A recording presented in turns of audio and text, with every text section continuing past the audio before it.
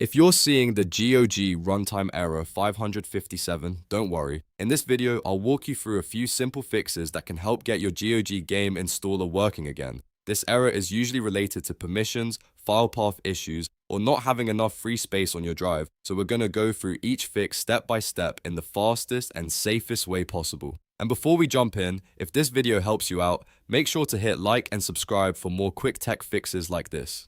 Alright, let's get started. First, let's free up some disk space on your C drive. A lot of GOG installers need temporary space while they unpack files, and if your system is running low, the installation can fail with error 557. Open File Explorer, go to this PC, then check your C drive and make sure you have enough room available. If it's nearly full, delete unnecessary files, empty the recycle bin, clear out temporary downloads, or uninstall apps you no longer need. Even a little extra space can make a big difference here. Once you've freed up some space, try the installer again and see if the error is gone.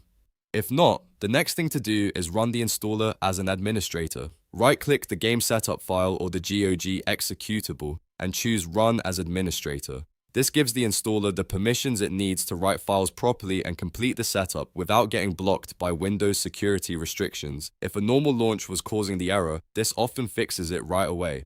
Now, if you're still running into the issue, the next step is to move the installer to a simpler folder path. Sometimes long file paths or folders buried deep inside your downloads directory can cause problems. Instead, create a simple folder directly on your C drive, something like C++Games+, and move the installer there. After that, launch the setup again from that new location. Keeping the path short and clean can help avoid path-related installation errors and make the process much more reliable. If the offline installer still refuses to work, try using the GOG Galaxy client instead. GOG Galaxy can handle downloads and installations more smoothly in some cases, especially when the standalone installer has problems. Open GOG Galaxy, sign into your account, find the game in your library, and install it directly through the client.